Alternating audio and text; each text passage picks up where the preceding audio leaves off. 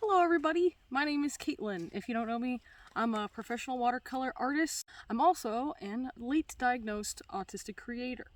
April is also known as Autism Acceptance Month or Autism Awareness Month. And in lieu of this month, I decided I'd like to do a video showcasing some of my childhood symptomology. Now, before I start this video, I just wanted to offer a quick disclaimer. If you know one autistic person, you know one autistic person. All of our experiences are very unique and different to one another. Please do your own research. There are hundreds of videos created by autistic people out there. Point number 1, social interaction. Now, I know this is quite a common one attributed with autistic people.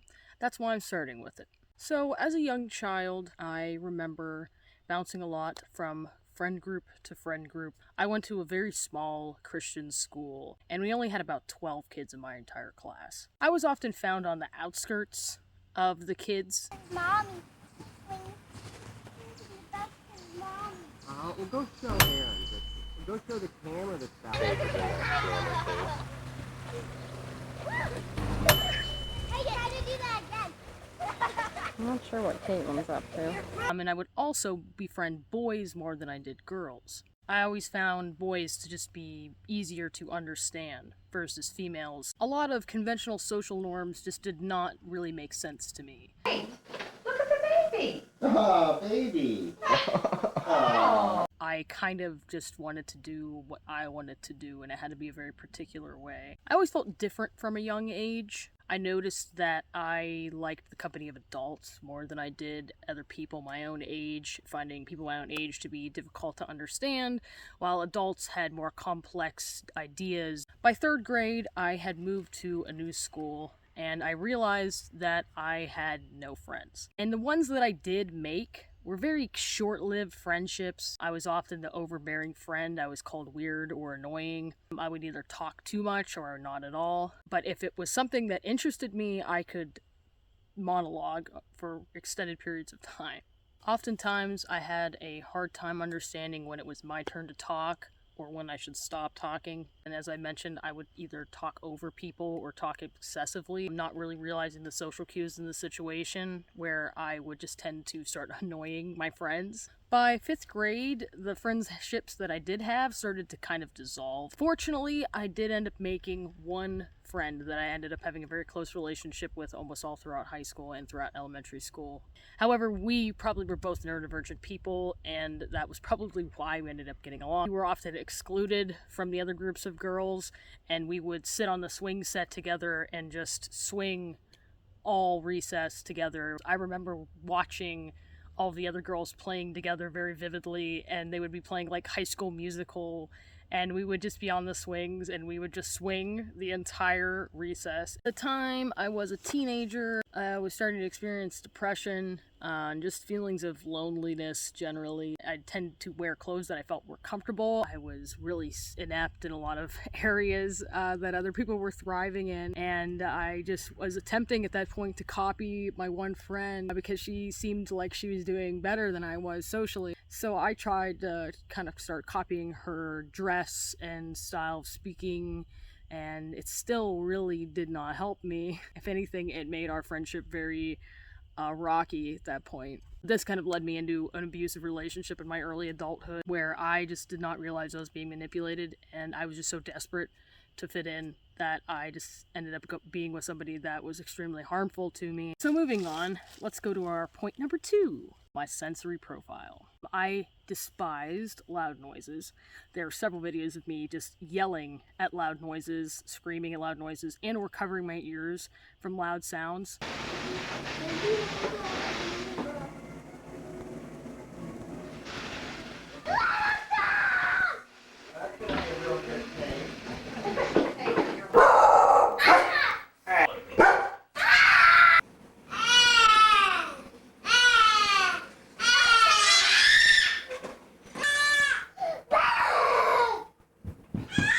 I remember having a really hard time in school hearing what the teacher was saying. I could just hear everything, and it would make it really difficult for me to concentrate. I had a teacher write, that I tried really hard, but I had a lot of trouble focusing with classroom distractions. And that teacher also wrote that I often appeared lost when being spoken to, which the only thing I can think of is maybe lack of eye contact. Early on, I had some meltdowns. I would have a hard time sleeping. I would say go to nap times in pre-K, and I think I had a meltdown every single day. I remember many sleepless nights just hearing everything. I had a lot of phobias of things like thunder, like dishes clinking together, and automatic flushing toilets and hand dryers just absolutely put me into a rage, and I would avoid them at all costs. I also had issues with other sensory things, such as I was a very picky eater. I had a very limited diet. I would eat the same thing all the time. I would never try new foods. When I went to my grandmother's house, all my cousins would be there, and I have a huge family on that side, and they would love everything my grandma was cooking, and I wouldn't eat any of it, and she would always have to make me a special dinner. I also didn't like being touched, apparently. I didn't really realize that, but in a video recently I was watching. Caleb doesn't want a hug. You don't want a hug, honey. She's kind of not real huggy. All that. She's not real affectionate. It's just the way she is. She doesn't even hug us. And she doesn't even hug her mommy and daddy. I also had issues with clothing. I did not like jeans, and my mom said that I would not wear jeans for the longest time. I had so many issues with tags and things like turtlenecks or certain types of fabric. I would usually dress for comfort, especially even when I got older. There's also so many pictures of me without a shirt up until I'm the age of 8 years old. Point number 3. Let's talk about stimming. So stimming is known as self-regulatory behavior. It usually helps somebody feel more at ease in their body or help regulate their emotions. And it definitely does that for me. I do a lot of discrete stims and other stims that weren't as discrete. They just weren't as commonly known stims. And everybody stims, but to the extent that I stim is every single day, almost constantly. So it's not just once a day, it's not just a couple times a week, it's all the time. One of the things I did when I was younger was I would rip my eyelashes out. I would stand in front of my TV at my grandma's house, and she would say that I would just stand there and rip my eyelashes out, and they couldn't stop me from doing it. I was really a skin picker, spend hours in the bathroom and just stare at the imperfections and just rip them off. Another one I would do was rocking. I liked swinging, I liked rocking. The big stims I have that no one would really notice because I only did it in private and it's only at night would be when I'm falling asleep, or if I wake up in the middle of the night. I'm always moving my legs like this in a swimming kind of motion, and it helps me calm down and go back to sleep. Also, always was big on verbal stimming. I repeat words and sing gibberish songs. We're going to the head. We're going to the head. We're going to the head. We're going to the head. We're going to the head. We're going to the head. We're going to the head. We're going to the head. We're going to the head. We're going to the head. Constantly singing to myself. Wake up, baby. Where's your clothes? Baby. Let's go get some underwear and your jammies.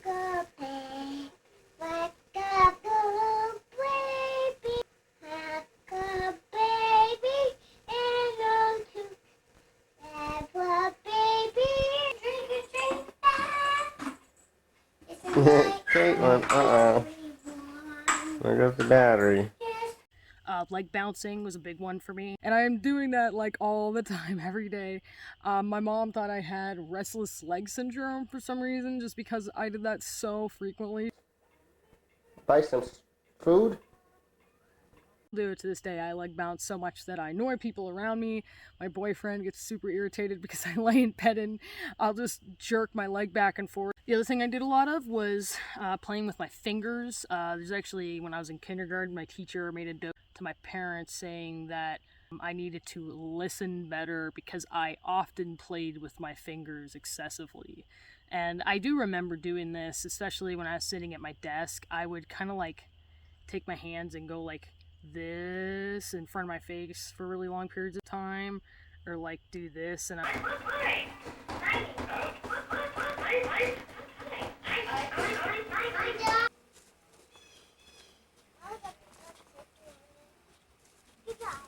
brings me my fourth point, disliking change / routines. I've always disliked change. If I were to have to drive a different route to the certain destination, I wouldn't be able to do it. I would have a meltdown. If I had to park in a place that I was unfamiliar with, I'd probably also have a meltdown. I couldn't stand things being moved around in my room when I was younger, where I had my bookshelf in a particular place, I had my bed in a particular place. I didn't want any of that stuff moved. I had stuff on my wall, like the Hungry Hungry Caterpillar poster from the time I was like a baby until I was practically 18 years old. Another random example would be Dad pruned the trees in our yard.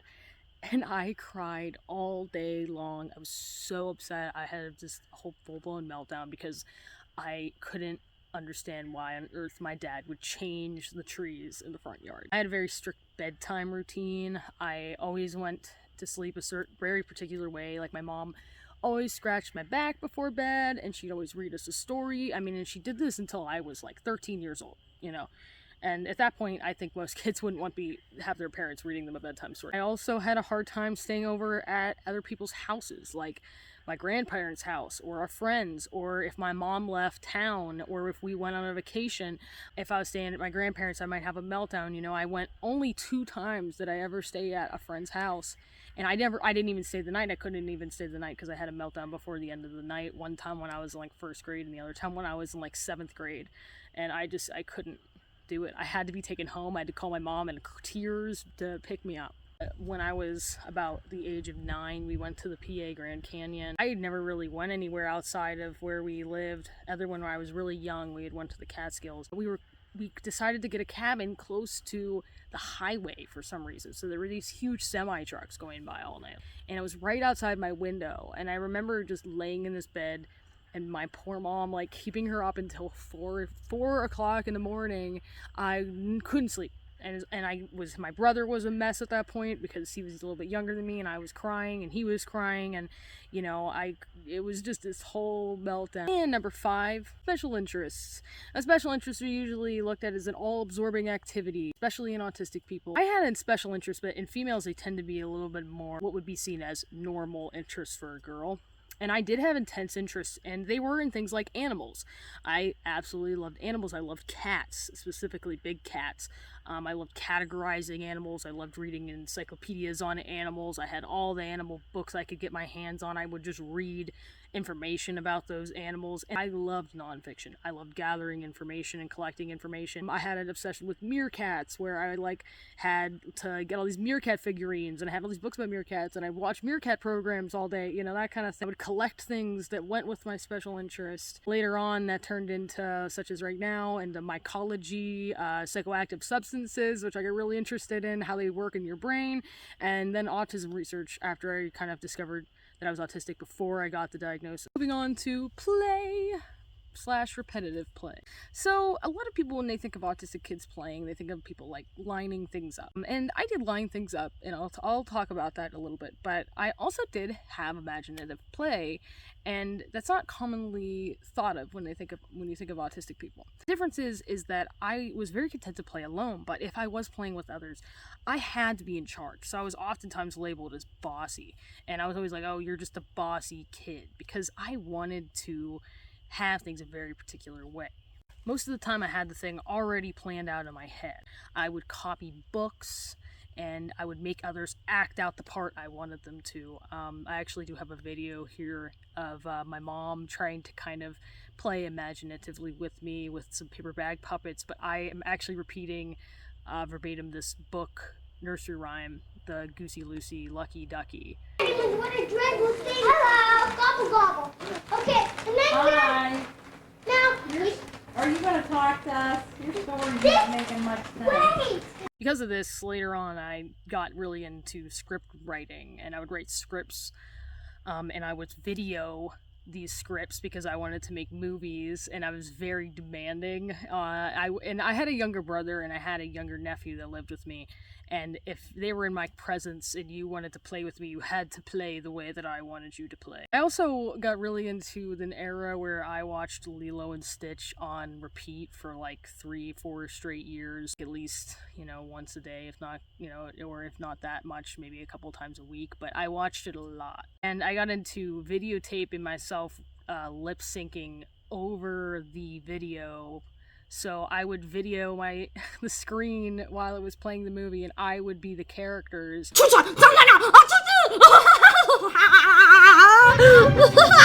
And I would do this hundreds of times. I have so many videos. I literally have like hundreds of these videos saved on my computers. So I also lined things up, but I didn't line things up very specifically. My grandmother had a button collection. She just had all these buttons in a bag, you know, that she had collected over the years, and I loved these buttons in a bag.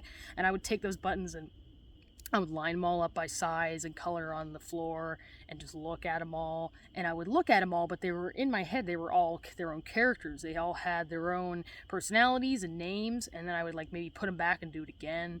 And so that was one of those things where I'd like line up. I'd also do it with coins, because I got really into collecting quarter map coins at one point.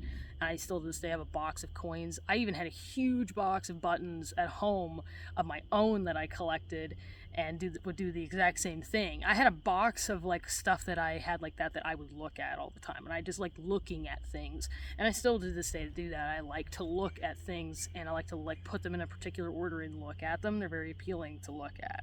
I would also do it with books. I got really into organizing things. Like I wanted to organize my bookshelf by author or by color or by size, and I would switch it up, you know, in here and there.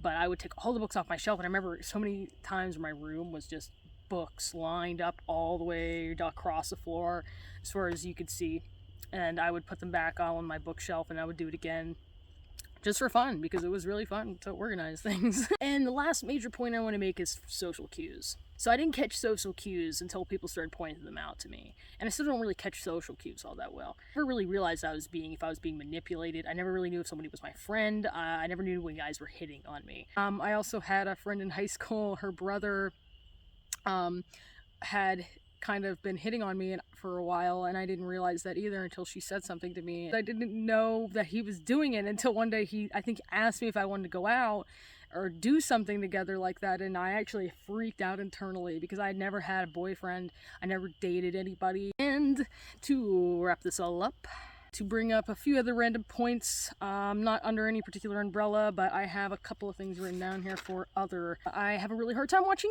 movies, is one. When I was younger, it wasn't as hard for me to watch certain things, but I had comfort shows that I'd watch over and over and over again. The X-Files were one of those things. I could watch X-Files forever. I've probably watched every season of the X-Files like at least 6 times through, and there's a lot of seasons of the X-Files. I was also gifted at many things growing up. I was really good at reading. You know, I was good at music. I picked up piano really easily. I never needed to read sheet music, but if you played me a song, I could play it for you by ear. I think I mentioned I had a high reading level. I would score advanced on everything but math. Grasped the idea of fractions. Like, it took me the longest time to even understand what a fourth of something was, like a quarter of something was. Because every time somebody would say, like, it's a quarter to 10, I would imagine, like, a quarter. You know, this is an odd one, too. On the ADOS test, they ask you if you have an affinity towards dates or strings of numbers, and I never really thought I did.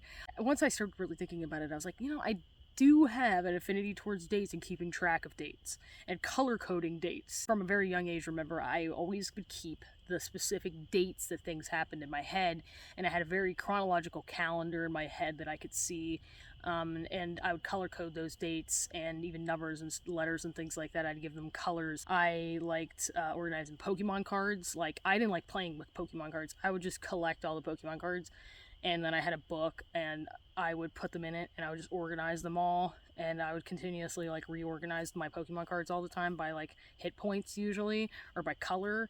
I had these animal playing cards that I used to get with National Geographic Kids, which I got for a really long time. And I literally still to this day have those in my closet, and they are all organized by like species and type. I've also been told I'm a black and white thinker. But thank you guys all for watching. I really appreciate if you stuck around to the end of this video. I know this was a really long, kind of lengthy video. Don't support Autism Speaks. Don't support puzzle pieces. Support, like, do your research. Don't support those particular companies.